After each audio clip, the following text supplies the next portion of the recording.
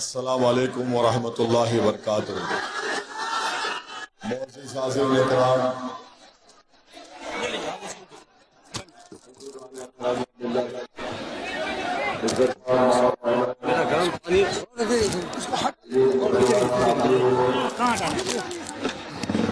मैं आप तमाम का दिल की गहराइयों से शुक्रिया अदा करता हूँ कि आपने अपना कीमती वक्त निकाल कर आज अख्तरुल ईमान साहब के सेशन की हल्के में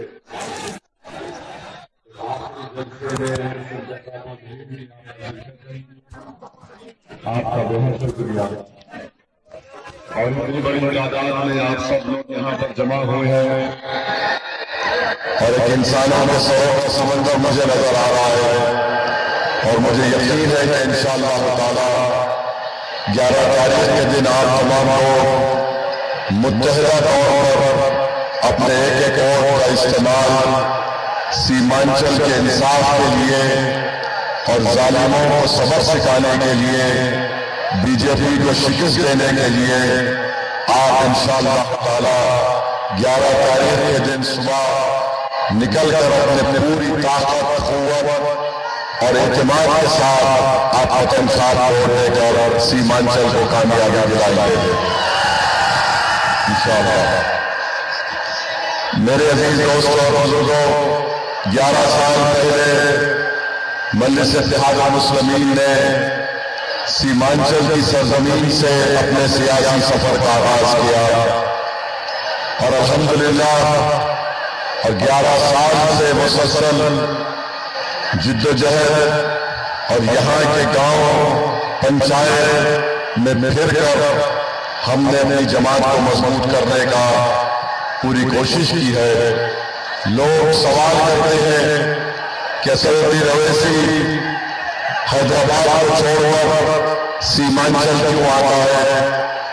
मोदी अमित शाह ये सवाल करते हैं, राजद के नेता भी ये सवाल करते हैं, कांग्रेस के बड़े बड़े नेता हमसे सवाल करते हैं कि तुम हैदराबाद को छोड़कर यहाँ सीमांचल को क्यों आते हो। मेरे अजीज दोस्तों और बुजुर्गों, मैंने उनको भी जवाब दिया और आपके सामने भी कह रहा हूं, अल्लाह सुब्हानहू व तआला जब तक हमको जिंदा रखेगा हम सीमांचल को आते रहेंगे और आपके लिए लड़ते रहेंगे।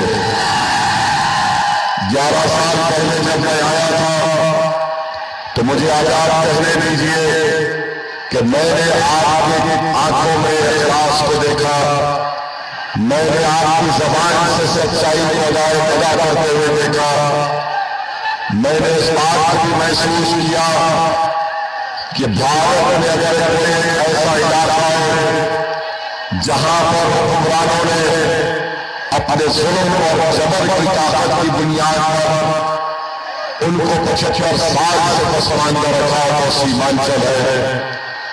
2015 का इलेक्शन हम लड़े, उसी वक्त मैंने इस बात का इरादा कर लिया कि इलेक्शन का नतीजा 2015 का जो आता है हम यहाँ पर सीमांचल के इंसाफ की लड़ाई को जारी और सारी रखेंगे।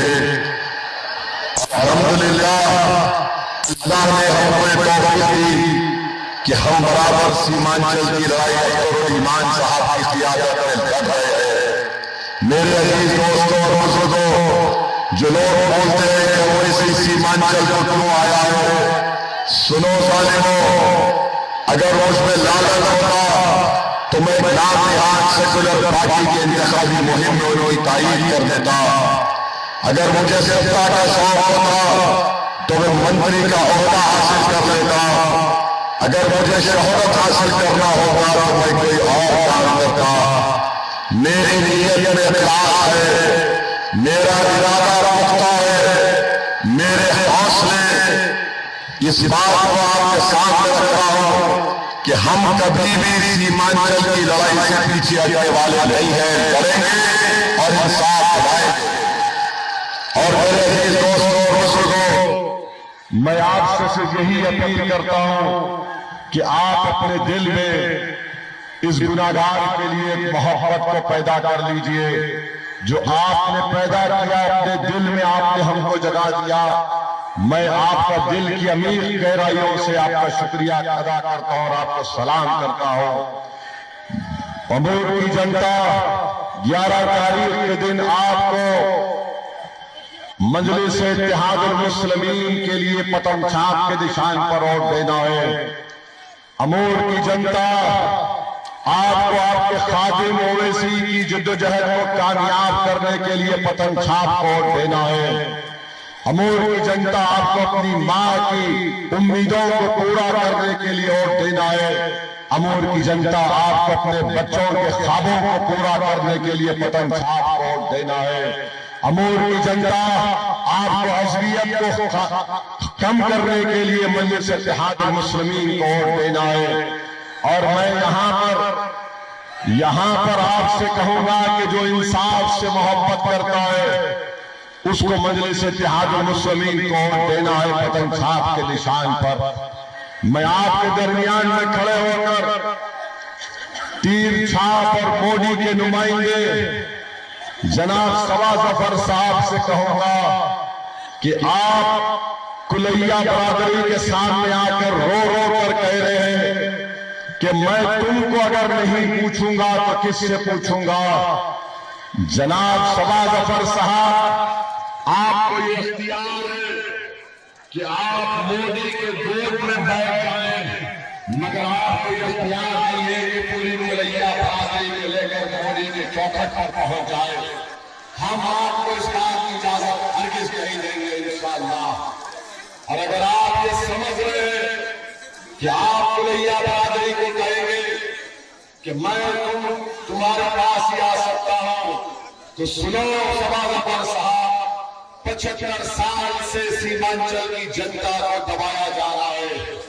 75 साल से इक़्तिदार मस्तान साहब की पार्टी 20 साल कांग्रेस के पास सत्ता रही, नीतीश कुमार के पास 20 साल, राजद लालू परिवार के पास 15 साल। बताओ तुमने सीमांचल के लिए क्या किया, हमको बताओ। मैं जिम्मेदारी के साथ कह रहा हूं कि भारत का सबसे पिछड़ा इलाका अगर कोई है तो सीमांचल का इलाका है।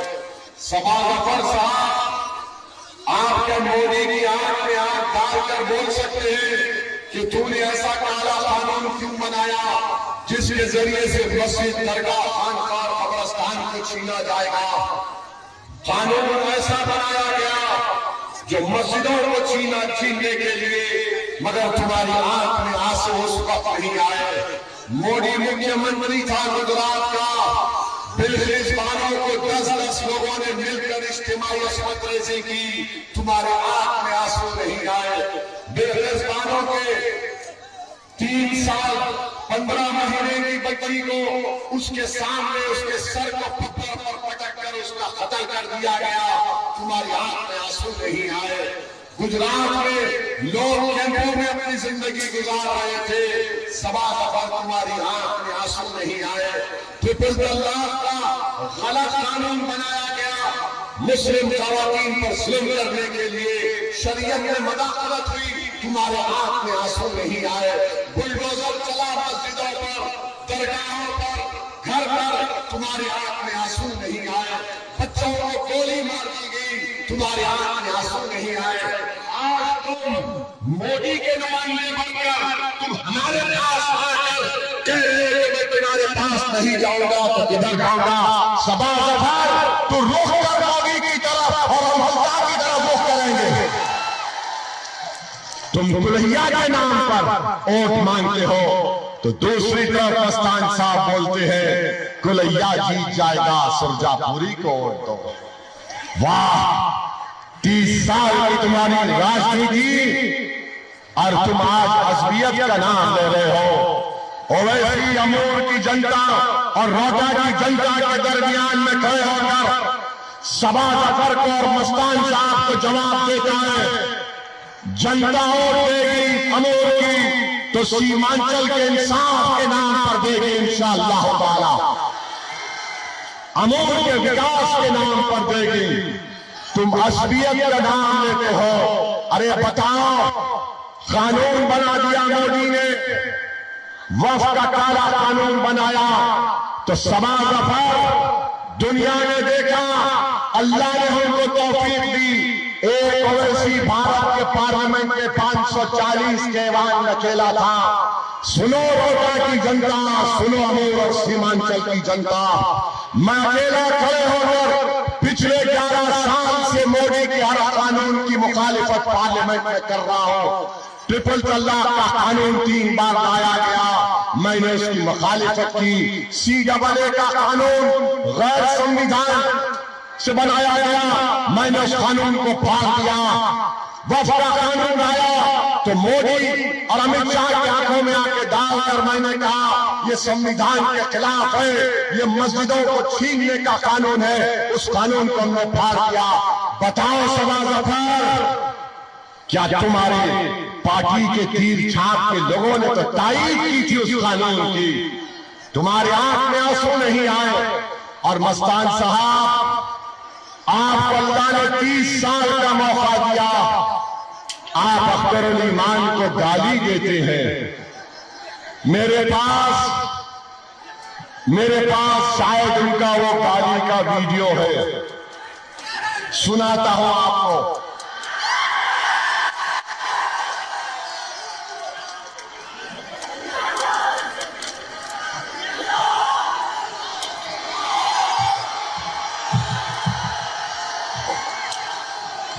रुक जाइए भाई, दूर हटिए, दूर हटिए, दूर हटिए, ऐसा मत करिए, ऐसा मत करिए।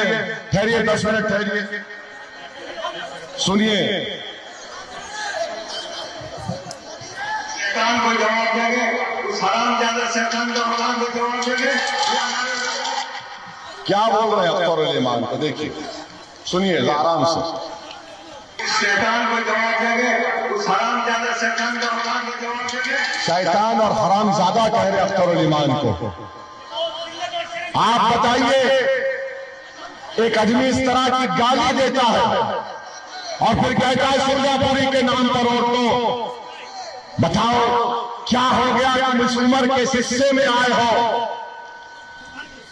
तुम 80 साल 85 साल के हो गए हो मस्तान साहब, और तुम इस तरह की बकवास गाली देते हो।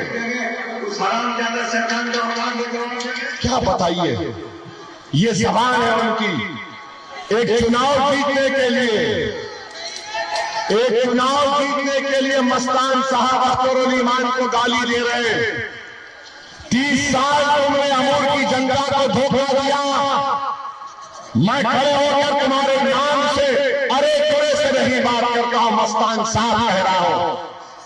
हम सीमांचल के इंसाफ की लड़ाई लड़ रहे हैं मस्तान साहब।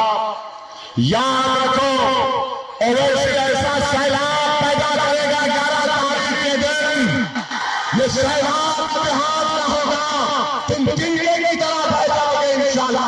देखना मेरे भाई, इनके पास दिखाने को कुछ नहीं है, ना सवा जफर के पास है ना मस्तान के पास है।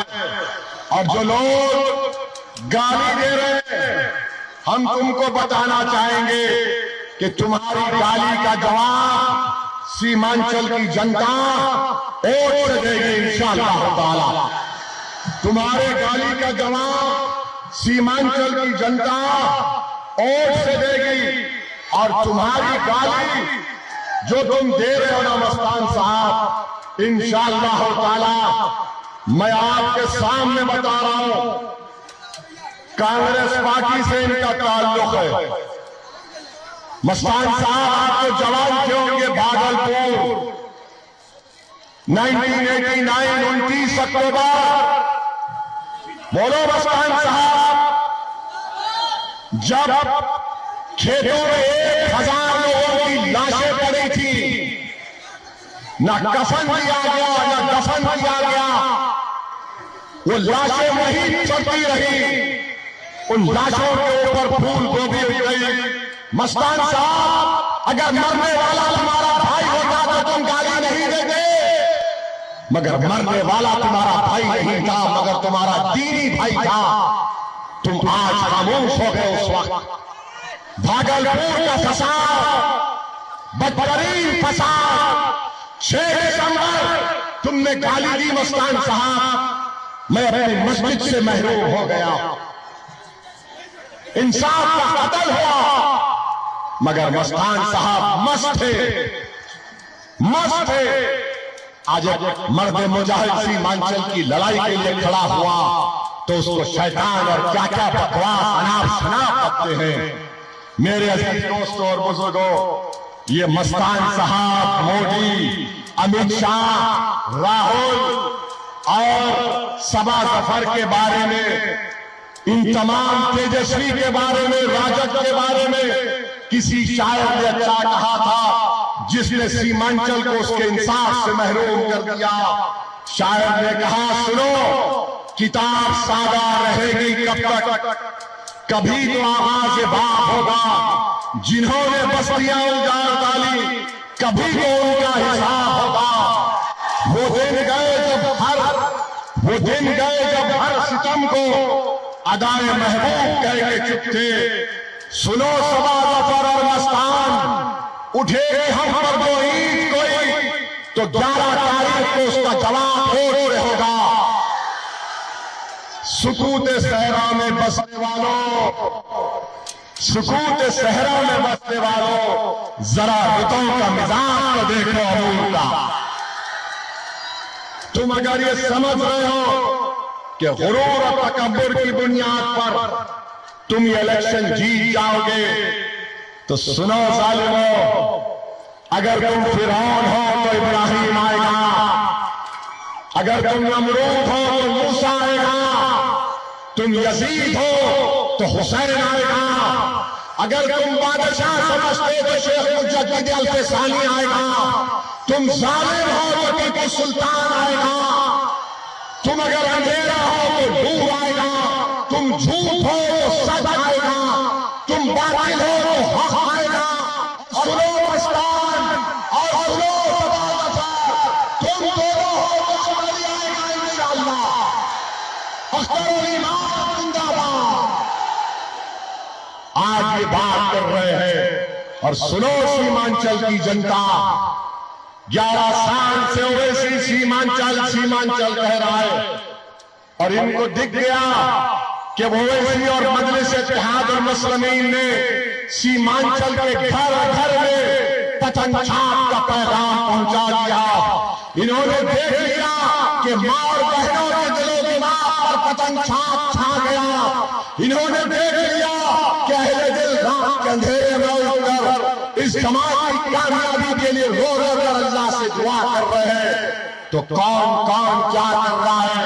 मोदी आ गए सीमांचल को, अमित शाह आ गया सीमांचल को, राहुल आ गए सीमांचल को, तेजस्वी आ गया सीमांचल को, चिराग पासवान आ गए सीमांचल को, और ये सब मिलकर एक ओवैसी पर हमला करना चाहते हैं।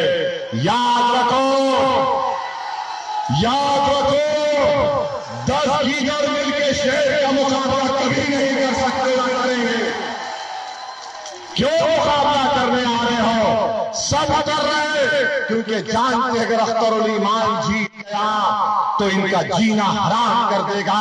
वो सीमांचल को लड़ेगा, रिश्वतखोरी का खात्मा करेगा। इसने 5 साल में सुरजापुरी, कुल्हैया, अंसारी, शेख को लेकर काम किया। इनको डर लग रहा है कि ये हमारी असलियत को हमेशा के लिए खत्म कर देगा। खत्म करेंगे इंशाअल्लाह ताला।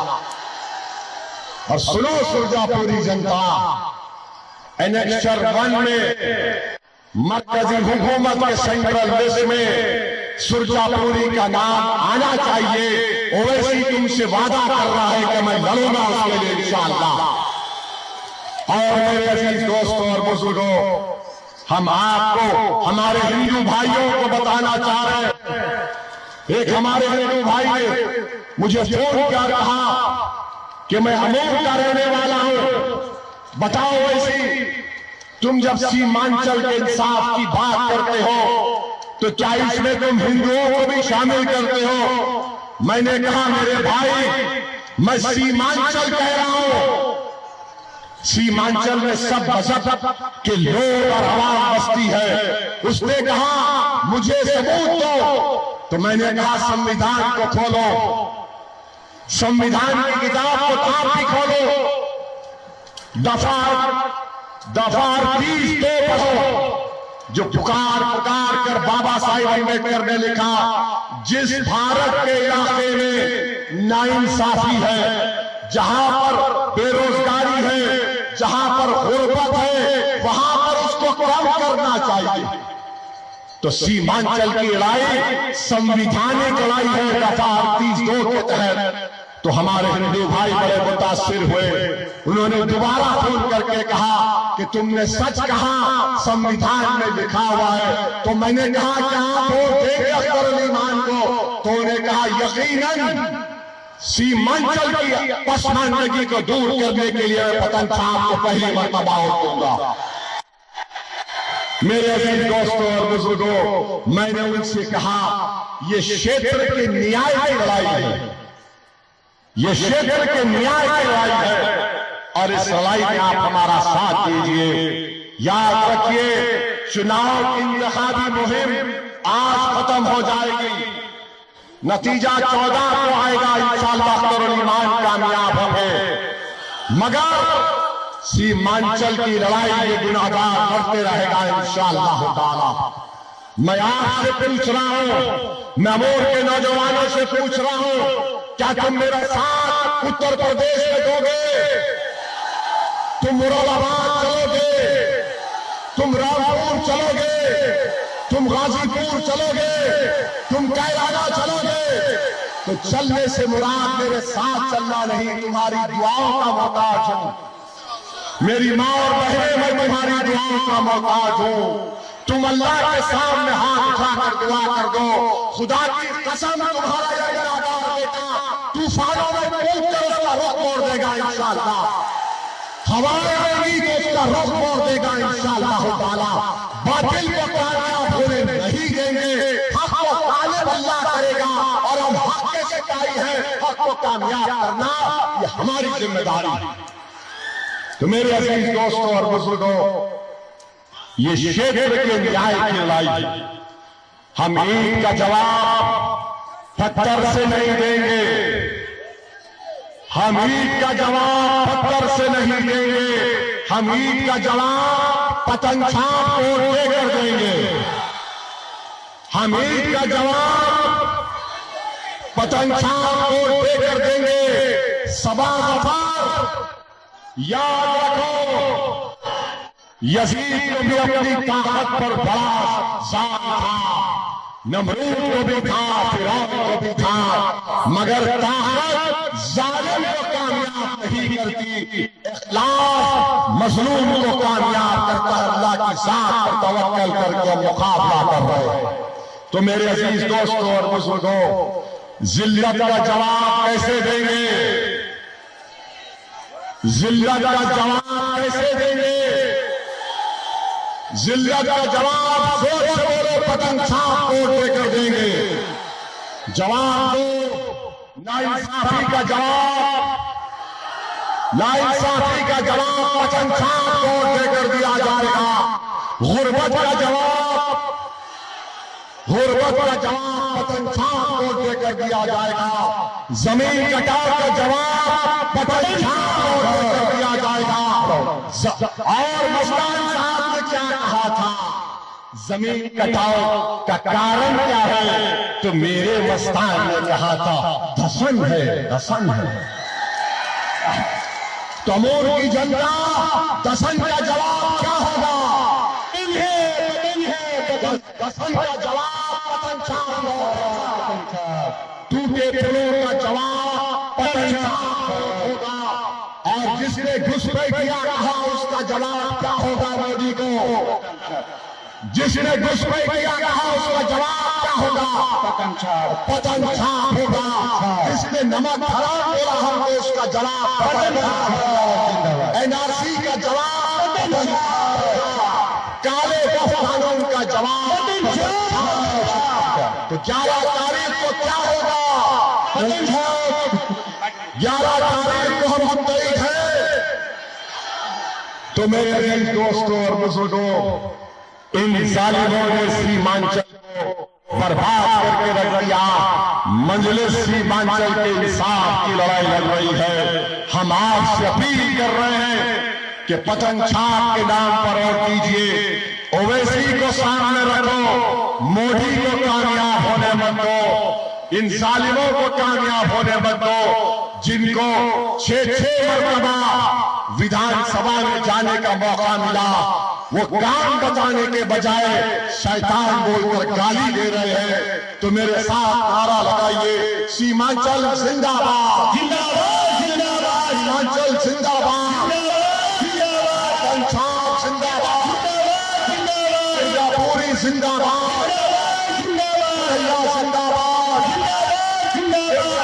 जिंदाबाद, अंसारी शेर जिंदाबाद, हमारा इतिहास नारे तकबीर, नारे तकबीर, नारे तकबीर, अमोर की झंडा, अमोर का इतिहास, इतिहास, इतिहास।